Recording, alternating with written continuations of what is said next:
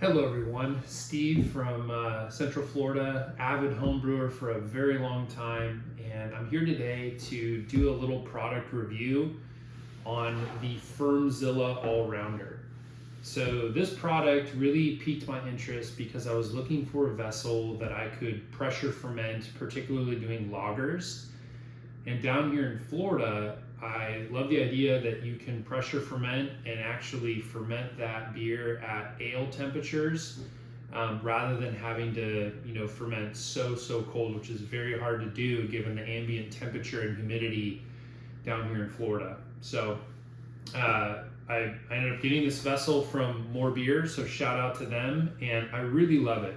Previous renditions of this vessel had the all-rounder sitting on what looked like kind of a wire stand. Now we've got this nice sturdy plastic bottom that's actually adhered to the vessel, so it's very stable, not going to move on you on that previous metal stand as before.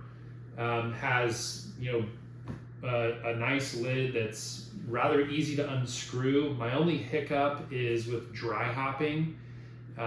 You do have to kind of creatively get the lid off, and there's a few different ways you can do that.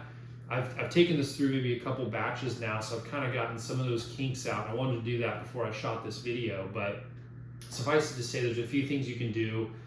You can unscrew this, 80-90% of the way, and then you can actually push a little bit of pressure into one of your post limbs, and that'll create pressure on the inside, and it'll break the seal, and the lid will come up, but it won't shoot off because this is blocking it. That's one way to do it. The other way you can do it is you can take this completely off, and then you can get a little butter knife and you can pry the edges to break the seal and eventually get the lid off. So a couple different ways to do that.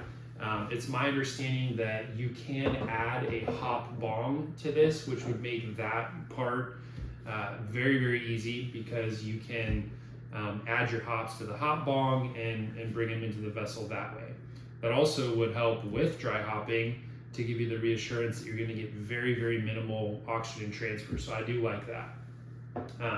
I ended up buying a thermo well off of Amazon and actually drilled into the lid and created a slot for the thermal well, because in my fermenter, I ferment in a styrofoam chamber that I can dial the temperature. And I like to have a temperature probe down into the beer as well as a tilt. So I get a few different modes of keeping close ranges on the fermentation temperature. This was rather easy to do. You just need a step drill. And there's a Amazon video, or not an Amazon, a YouTube video that I followed that was very simple. So from a cleaning perspective, super easy to clean this vessel. I mean, when you get the lid off, you can easily fit your hand in and easily clean with, soap and water and, Star San and any sort of sanitizer of your choice. From a pressure capability standpoint, it's on label as being able to tolerate 35 psi, which is pretty significant. When I pressure ferment, I'm doing it at 10 to 12, so I'm not even close to that.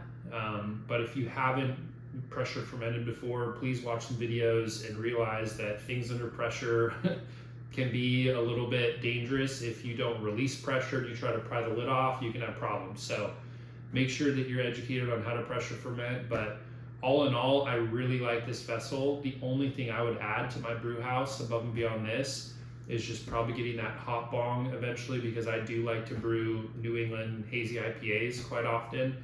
And so having that as a way to have low oxygen or no oxygen dry hopping would be fantastic. But all in all, I think this is an amazing product.